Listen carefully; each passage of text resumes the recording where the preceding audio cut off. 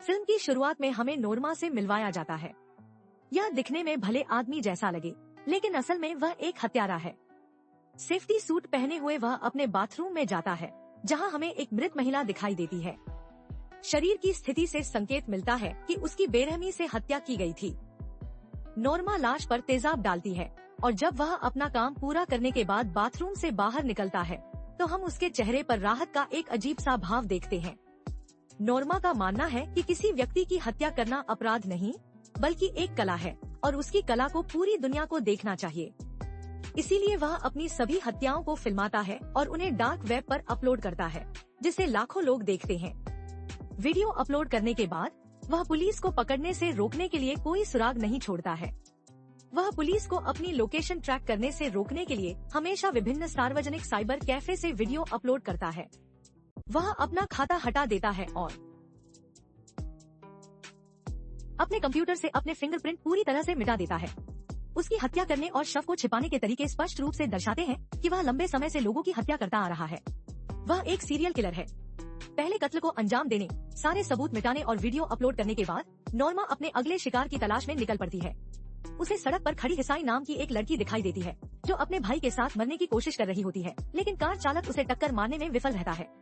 Norma उसका पीछा करना शुरू करती है और उसे पता चलता है कि वह लड़की एक फूलों के गुलदस्ते की दुकान चलाती थी, जो अच्छी नहीं चल रही थी।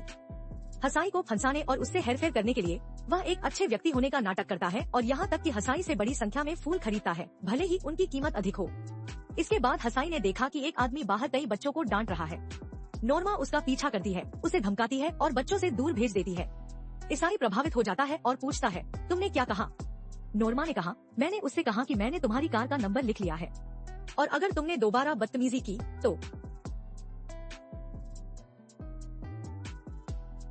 मैं तुम्हारा पीछा करूंगी, तुम्हें मार डालूंगी और तुम्हारे शरीर के टुकड़े टुकड़े करके नदी में फेंक दूंगी। सारी जोर से हंसने लगती है। उसे लगा कि नोर्मा मजाक कर रही है, लेकिन उसे नहीं पता था कि वह सच कह रहा था। दृश्य इंडोनेशिया के बाउ नामक एक व्यक्ति पर केंद्रित होता है, जो नोर्मा के वीडियो को बड़े चाव से देखता है। वह एक सामान्य पत्रकार है, लेकिन अब एक व्यवसायी के साथ विवाद के कारण वह कैमरामैन के रूप में काम कर रहा है। फिर भी उसे इन भयानक और डरावने वीडियो को देखने में कोई शर्म नहीं आती। दरअसल उन्हें इसमें मजा आता है। शायद वह यह सब अपनी नौकरी छूटने के दुख को भुलाने के लिए कर रहा है, क्योंकि नौकरी खोने के बाद से वह बहुत परेशान है और उसके दुर्व्यवहार के कारण उसकी बेटी और पत्नी उसे छोड़कर चली गई है। अगले दिन जब दोनों भाई काम पर लौटते हैं, तो वही व्यापारी, जो उनका दुश्मन है, अपने आदमियों को उनके पीछे भेजता है ताकि वे व्यापारी के बारे में जानकारी न दे सकें। व्यापारी के आदमियों ने उन्हें बुरी तरह पीटा, उनकी कार के टायर पंचर कर दिए और उनका कैमरा तोड़ दिया। उसे याद आया कि उस दिन उसे अपनी बेटी को उसकी माँ के घर छोड़ना था। उनकी कार का टायर पंचर हो गया था, इसलिए उन्हें टैक्सी लेकर वापस लौटना पड़ा। रास्ते में उसे नींद आ जाती है। जब वह जागता है तो उसे पता चलता है कि ड्राइवर उसे एक सुनसान इलाके में ले आया है। इससे पहले कि वह कुछ पूछ पाता, ड्राइवर के दोस्त भी कार में घुस जाते हैं और उसके साथ छेड़छाड़ शुरू कर देते हैं और यहाँ तक कि उसका वीडियो बनाने की भी कोशिश करते हैं। जब बायू खुद को छुड़ाने की कोशिश करता है, तो उनमें से एक आदमी अपनी बंदूक निकाल लेता है। खुद को बचाने के लिए बायू तुरंत उनमें से एक की बंदूक छीन लेता है और बिना सोचे समझे उन सभी को गोली मारकर मौत के घाट उतार देता है।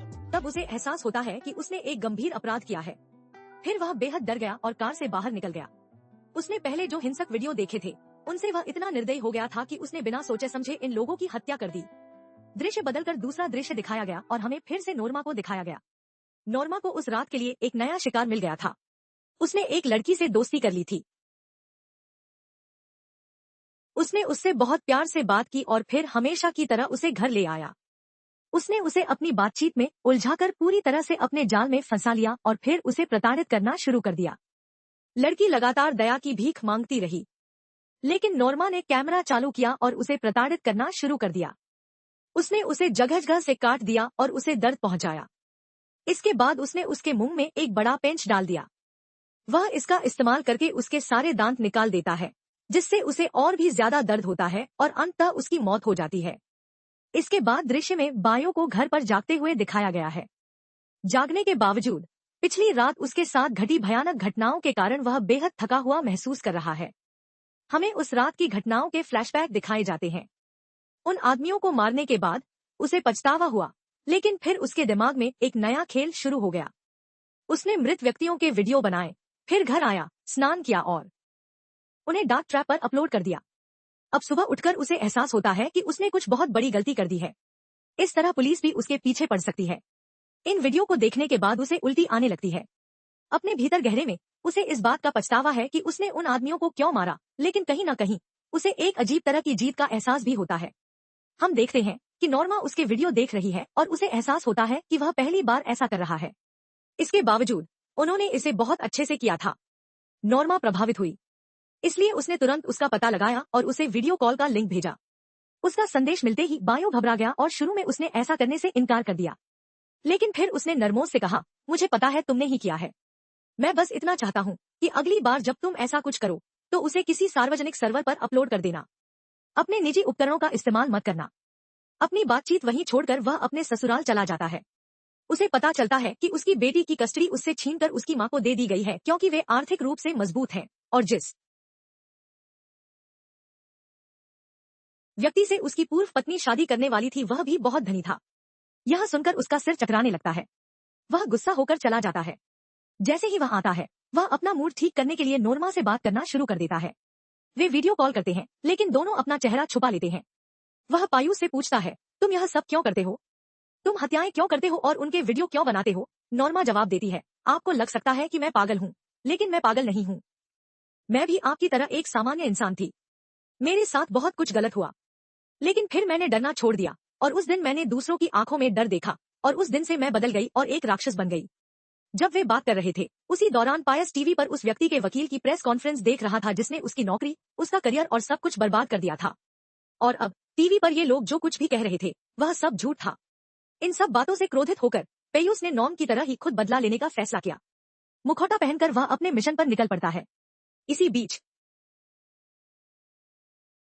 हम देखते हैं कि निमोरा और क्रिश्चियन का फिर से मिलन हो जाता है। वह उससे अच्छी बातचीत करता है। वह उसे अपने जीवन के बारे में बताता है और कहता है कि जब वह छोटा था तब उसका पूरा परिवार मर गया था।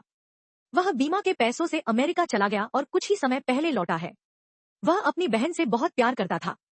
यह सब बताते हुए वह बहुत भावुक हो जाता है और हिसाई उसे यह भी बताता है कि उसके भाई को ऑटिज्म है, एक ऐसी स्थिति जिसमें बच्चों का मस्तिष्क पूरी तरह से विकसित नहीं होता है, जिससे वे सामान्य नहीं बन पाते हैं।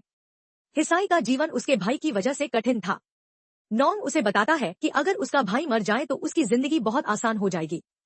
यह सुनकर हिसाई स्तब्ध और क्रोधित हो जाती है और उससे पूछती है कि उसकी हिम्मत कैसे हुई उसके भाई को मारने की।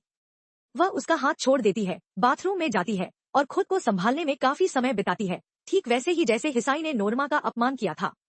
नोर्मा इतनी गुस्से में थी कि वह उसे जान से मार देना चाहता था, लेकिन वह जानता था कि दिन दहाड़े, खासकर ऐसी जगह पर हत्या करने से वह पकड़ा जाएगा। उसे योजना बनाने की जरूरत थी। फिर भी उसे अपना गुस्सा शांत करने के लिए किसी को जान से मारने की तीव्र इच्छा महसूस हुई। इसलिए उसने सड़क पर खड़ी एक लड़की को पैसे दिए और उसे अपनी कार में बैठा लिया। गाड़ी चलाते समय उसके गुस्से ने अचानक उसके भीतर हिसाई के चेहरे का प्रतिबिंब प्रकट कर दिया और उसने ब्रेक जोर से लगा दिए, जिससे उसका सिर डैशबोर्ड से टकरा गया। पता चला कि लड़की के साथी उसके पीछे पीछे आ रहे थे और अपने साथियों को घायल करने के बाद उन्होंने नोर्मा को बुरी तरह पीटा। नोर्मा को बुरी तरह पीटने के बाद उन्होंने उसके पैसे और पहचान पत्र भी छीन लिए। इसके बाद दृश्य बदल जाता है। इंडोनेशिया का दृश्य फिर से दिखाया गया है। इस समय तक बायो उस वकील के घर पहुंच चुका था जिसे वह निशाना बनाना चाहता था। घर में प्रवेश करते ही वकील चौंक जाता है और बायो पर हमला कर देता है। हालांकि बायो कुछ ही मिनटों में उसे पकड़ लेता है और उस पर अपनी बंदूक तान देता है। बायो की पहली गोली उसे छूकर निकल गई, जिससे उसे मामूली चोट आई। जब वकील अपनी जान बचाने की गुहार लगाने लगा, तभी बायो ने अपने बाथरूम में किसी के रोने की आवाज सुनी। वह अंदर गया और उसने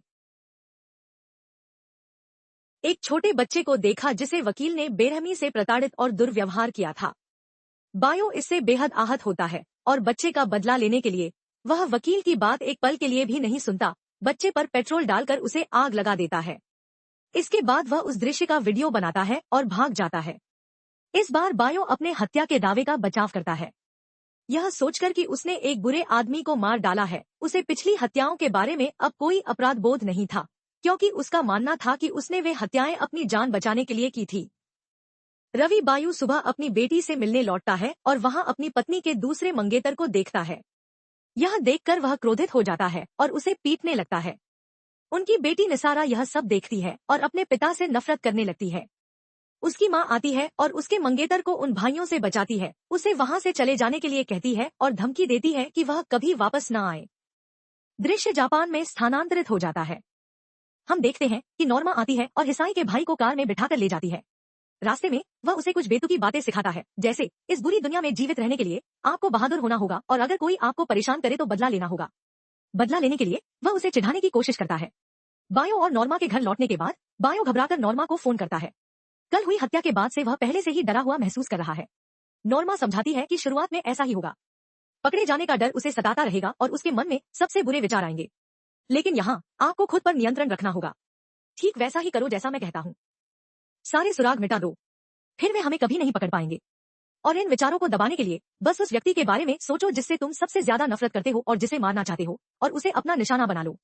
नोनवा की बातें सुनकर भाइयों को हिम्मत मिलती है और वे तुरंत अपनी कार लेकर वहां से चले जाते हैं। उस व्यवसायी की कार का पीछा करते हुए वह एक होटल में पहुंचता है। जब वह उस आदमी का पीछा करते हुए होटल के कमरे में जाता है तो उसे पता चलता है कि वह खुद व्यवसायी नहीं बल्कि उसका बेटा है। बायु की बंदूक से भयभीत होकर उस व्यक्ति ने उससे उसे जाने देने की विनती की।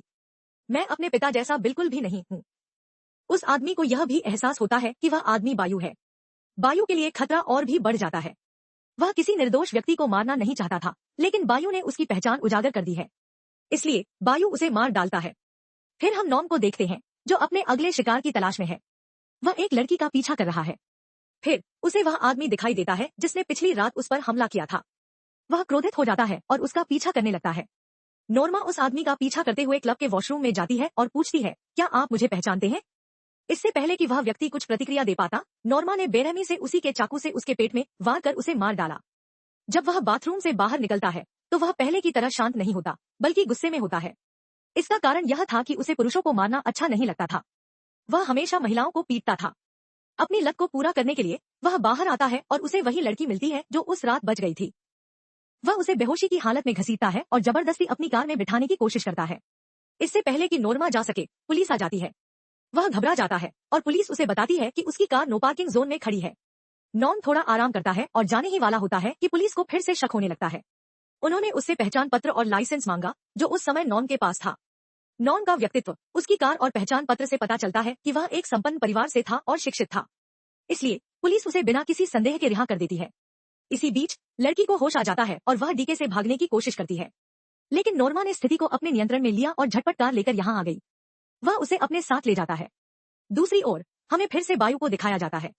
उसने इंडोनेशिया के सबसे धनी व्यवसायी के बेटे की हत्या कर दी थी और वह जानता था कि उसका क्या अंजाम होने वाला है।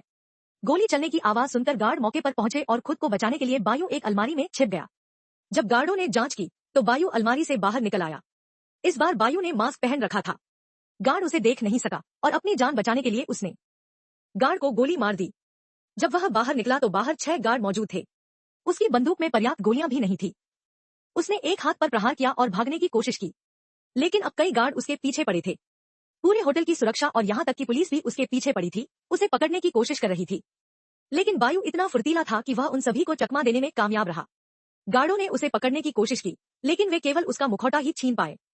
बायु अंततः एक जाल के जरिए भाग निकला। दृश्य अगले दिन सुबह का है। बायु घर पहुंच गई है, लेकिन पिछली रात की तीव्र भागदौड़ ने उन्हें थका दिया था और उन्हें बुखार हो गया था। वह अभी अभी जागा ही था कि उसे नॉम का फोन आया। जब उसने फोन उठाया तो उसने देखा कि नॉम उसकी आंखों के सामने ही लड़की को जान से मारने की कोशिश कर रहा था। वह नॉर्थ से कहता है, कृपया ऐसा मत करो। कल रात मेरा एक भयानक हादसा हो गया और मैं इससे बहुत परेशान हूँ। नॉर्मा कहती है, देखो तुम आराम करोगे। बाइक की आवाज सुनने के बाद भी नॉर्मा नहीं रुकती। बायु उससे पूछती है, तुम यह सब क्यों कर रहे हो और इस समय तुम क्या करना चाहते हो? नॉर्मा जवाब देती है, मैं यह सब तुम्हें सिखाने के लिए कर रही हूँ। मैं तुम्हारे जैसा नहीं हूँ। नॉर्मा, वह कहता है, मैंने जिन लोगों को मारा है वे सभी दोषी थे और आप निर्दोष लोगों को मारते हैं। नॉर्मा उसकी बातों से बिल्कुल भी विचलित नहीं होती और अपने काम पर लौट जाती है। वह लड़की का सिर 2 टुकड़ों में तोड़ने के लिए कुल्हाड़ी चुनता है, लेकिन तभी उसके घर की शक्ति निकल पड़ती है। वह सब कुछ पीछे छोड़कर कमरे को कसकर बंद कर देता है और बाहर आता है तो देखता है कि हिसाई उसके घर आई है और अपने भाई के बारे में उससे बात करना चाहती है। वह कहती है, आप मेरे भाई को ऐसी अजीब बातें कैसे सिखा सकते हैं? उसने आपके प्रभाव में आकर एक लड़के पर हमला किया और अब उसे स्कूल से निकाल दिया गया है। नॉर्मो उससे कहता है, मैंने कुछ भी गलत नहीं किया। यह दुनिया कमजोर लोगों के लिए नहीं है। मैं खुद को तुम्हारे भाई में देखता हूँ, इसीलिए मैंने उसे ये सब सिखाया। मैं अपनी बहन से बहुत प्यार करता था, लेकिन उसने मुझे छोड़ दिया। मैंने तुम्हें भी उसे मारने की कोशिश करते देखा था। तुमने उसे सड़क पर छोड़ दिया था। यह सुनकर क्रिश्चियन रोने लगता है और कहता है, आप मुझे दोषी नहीं ठहरा सकते। शायद आपने ठीक से नहीं देखा। उस रात मैं न सिर्फ उसे बल्कि हम दोनों को मारना चाहता था। साई उससे कहता है, मैं अपने भाई को खुद से भी ज्यादा प्यार करता हूँ और मैं अपनी जिंदगी आसान बनाने के लिए उसके साथ ऐसा कभी नहीं करूंगा। इस बातचीत के बाद ही साई को एहसास हो गया है कि नॉर्मा एक मनोरोगी है। वह उससे बस इतना कहती है, कृपया दोबारा मेरी जिंदगी में मत आना। कमरे में वापस आकर हम भाइयों को देखते हैं, जो अभी भी वीडियो कॉल पर है और लड़की से कह रहा है, देखो कोई उसके घर आया है, जितना जोर से हो सके चीखो, तुम बच जाओगी। अपने भाइयों की बात मानते हुए लड़की चीखती है और सौभाग्य से हिसाई उसकी आवाज सुन लेता है। जैसे ही वह कमरे की ओर बढ़ती है, नॉर्मा उसे वहां न जाने के लिए कहती है, वहां कुछ भी नहीं है। लेकिन हिसाई इनकार कर देता है और आगे बढ़ने ही वाला होता है कि नॉर्मा को एहसास होता है कि वह मुसीबत में है और उसे भी मारना होगा। जब वह क्रिश्चियन को मारने के लिए पीछे से उसके पास पहुंचता है, तो हिसाई उस पर उसी तीगन से हमला करती है जो उसने उसे दी थी।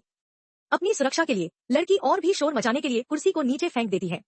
भाई की जमकर पिटाई करने के बाद क्रिश्चियन कमरे के अंदर चली गई। उसने लड़की को वहां से बचाया और भाई ने फोन पर उनसे कहा, वह बेरहम है, वह हर रोज एक लड़की को पीटता है, तुम दोनों को जितनी जल्दी हो सके यहाँ से निकल जाना चाहिए। क्रिश्चियन अपना सिर हिलाती है और जाने की कोशिश करती है, लेकिन वे दूसरे कमरे में पहुंच जाते हैं। यहाँ उन्हें एक भयावह दृश्य देखने को मिलता है। उन्हें एक लड़की का शव दिखाई देता है, जो पूरी तरह से सड़ चुका है, मानो वह वहां वर्षों से पड़ा हो। उसी कमरे में लड़की के कपड़े भी टंगे हुए थे, अच्छी तरह से इस्त्री किए हुए और पॉलिथीन में पैक किए हुए। यह सारा दृश्य देखकर वे भयभीत हो गए। नॉर्मा फिर उनके पीछे आई और हिसाई ने अपनी रक्षा के लिए पास में पड़ा एक बर्तन उठाया और उसके सिर पर मार दिया। दोनों लड़कियों ने मौके का फायदा उठाते हुए जल्दी से अपनी कार में बैठ गईं और इससे पहले कि क्रिश्चियन अपनी कार स्टार्ट करके चला जाता, नॉर्मा फिर से उनके पीछे आई और कार पर किसी चीज से टकराकर दुर्घटना का कारण बन गई। हिसाई को कार रोकनी पड़ी और नॉर्मा ने सबसे पहले पहली लड़की को पकड़ा और मार डाला। इसके बाद दृश्य बदलता है और नॉर्मा बायो के साथ वीडियो कॉल पर वापस आ जाती है। उन्होंने कहा कि उन दोनों ने भागने की पूरी कोशिश की, लेकिन शिकार चाहे कितनी भी तेजी से भागे, वह हमेशा शिकारी को पकड़ ही लेता है। बायो को एहसास हुआ कि उसने उन दो निर्दोष लोगों को मार डाला है। भयभीत होकर उसने अपना लैपटॉप बंद कर दिया और बेहोश हो गया। वह अगले दिन तक बेहोश रहा। उनकी बेटी उन्हें होश में लाने आई थी। उनकी बेटी और पत्नी उनसे आखिरी बार विदा लेने आई थी, लेकिन उनकी हालत देखकर उनकी पत्नी दया से भर उठी। उनकी पत्नी को लगा कि वह शोक के कारण बेहोश हो गए हैं, इसलिए उसने भाइयों को एक और मौका देने का फैसला किया और भाइयों ने रोते हुए उसे आश्वासन दिया कि वे सब कुछ ठीक कर देंगे। कुछ समय इसी तरह बीत गया। दोनों भाइयों का जीवन फिर से सामान्य हो गया। उसने अपने अपराधों के लिए माफी भी मांगी। लेकिन फिर एक दिन जब भाइयों अपनी बेटी को स्कूल से लेने जा रहा था, तभी उसे अपनी पत्नी का फोन आया। फोन पर बातचीत के दौरान उसने बायु के अजीब व्यवहार को देखा और महसूस किया कि उसे कुछ पता चल गया है। हमें दिखाया गया कि बायु की पत्नी को उसकी बंदूक मिल गई थी। वह भयभीत होकर घर लौटा तो उसने देखा कि घर अस्तव्यस्त पड़ा था। वह घबरा गया। पास में ही एक कैमरा भी था जो उसका नहीं था। उसने कैमरे से वीडियो चलाया और देखा कि कोई उसकी पत्नी को प्रताड़ित कर रहा है। उसे यह समझने में ज्यादा समय नहीं लगा कि उसे प्रताड़ित करने वाली कोई और नहीं बल्कि नॉर्मा ही थी। वह डर के मारे अपने बेडरूम में गया, जहां उसने अपनी पत्नी को बेहद खराब हालत में पाया। नॉर्मा ने उसका फायदा उठाया था। उसने उसे प्रताड़ित किया, पीटा और फिर चाकू से गोदकर उसकी हत्या कर दी, जिससे उसके शरीर पर जगह जगह घाव हो गए थे। इन सब के बाद भी नॉर्मा भागी नहीं थी। वह इमारत के नीचे उसका इंतजार कर रहा था। बायु ने उसकी आवाज सुनकर नीचे जाकर उसे देखते ही अपना आपा खो दिया। इससे पहले कि वह भागकर उसे मार पाता, एक कार बायु को टक्कर मार देती है और बाद में वही लोग उसे उठाकर ले जाने की कोशिश करते हैं। नॉर्मा को यह सब बहुत अजीब लगता है और वह कार के पीछे भागती है। पता चला कि बायु के दुश्मनों ने ही बायु का अपहरण कर लिया था। अपने बेटे की मौत का बदला लेने के इरादे से उस व्यापारी ने बायु की बेटी का भी अपहरण कर लिया था। वह उससे कहता है, तुमने मेरे इकलौते बेटे की हत्या कर दी और अब मैं तुम्हारी बेटी से शादी करूंगा और अपना सारा कारोबार उसके होने वाले बेटे को सौंप दूंगा। वही काला धंधा जिसकी आपको तलाश थी। व्यापारी के आदमी बायु को बेरहमी से पीटने लगते हैं। वे उसके हाथ पैर तोड़ देते हैं और उसकी बेटी यह सब सुन लेती है। इससे पहले कि वे बायु को मार पाते, नॉर्मा आ जाती है और पीछे से व्यापारी के कई आदमियों को गोली मार देती है। फिर वह व्यापारी पर बार बार पत्थर से वार करता है, जिससे वह अधमरा और जीवित अवस्था में हो जाता है। फिर वह बायु के पास जाता है और उससे कहता है कि उसने जो काम शुरू किया था उसे पूरा करे। इस आदमी को मार डालो। लेकिन बायु किसी की जान लेने से इनकार कर देता है। इसलिए नोमा उसे ब्लैकमेल करना शुरू कर देती है और कहती है, अगर तुम उसे नहीं मारोगे तो मैं तुम्हारी बेटी को मार दूंगी। अपनी बेटी को बचाने के लिए बायु को उस अपराध को दोहराने के लिए मजबूर होना पड़ता है जिसके लिए वह पहले ही माफी मांग चुका था। और जैसे ही वह उस आदमी को मारने के लिए खड़ा होता है, नॉर्मा उसकी बेटी की आंखों से पट्टी हटा देती है और उसकी बेटी यह जानकर स्तब्ध रह जाती है कि उसका पिता इंसान होने के बावजूद एक राक्षस था। वह इससे बेहद आहत हुआ और जब वह अपनी बेटी के पास गया तो उसने उसे पास नहीं आने दिया। उसी क्षण नॉर्म ने उसे पकड़ लिया और समझाया, देखो मैं तुम्हें यही बताना चाहता था, तुम्हें कोई प्यार नहीं करता, तुम्हारी बेटी भी नहीं। तुम अब इंसान नहीं रहे, तुम मेरे जैसे राक्षस बन गए हो और तुम्हें भी वही जीवन जीना चाहिए जो मैं जी रहा हूँ। भाई को पता था कि वह अपने कार्यों को नहीं रोकेगा, तो वह सोचने लगता है और नॉर्म उससे कहता है, अब हम दोनों साझेदार हैं। अगर तुम अपनी बेटी को आखिरी बार देखना चाहते हो तो देख सकते हो। भाई ने अपनी बेटी को जबरदस्ती गले लगाया और वादा किया कि वह फिर कभी कोई बुरा काम नहीं करेगा। यह सुनकर उसे एहसास होता है कि वह फिर कभी कोई बुरा काम नहीं करेगा। नॉर्थ उससे कहता है, अरे मुझे लगा था कि तुम मेरे जैसे हो, लेकिन तुम बिल्कुल मेरे जैसे निकले। अब वह अपने भाई पर बहुत क्रोधित था और जब उसने उसे गोली मारी तो बाद में उसने देखा कि उसके भाई ने हथकड़ी अपने ही हाथ में बांध रखी थी। गोली लगने के बाद जैसे ही भाई इमारत से गिरता है, नॉर्मा भी अपने आप उसके साथ गिर जाती है। वे न जाने कितनी मंजिलों से गिरे। कार पर बायो की तुरंत मौत हो गई, लेकिन नोर्मा अभी मरी नहीं थी। वह दर्द से तड़प रहा था, मौत का इंतजार कर रहा था। फिर एक बच्चा यहाँ आया और उनका वीडियो बनाने लगा। उस क्षण नोवा को एहसास हुआ कि वह उन निर्दोष लोगों को वही दर्द पहुंचा रहा है जो वह स्वयं उस समय सह रहा था, और इसी क्षण वह अपने अंतिम शब्द बोलता है,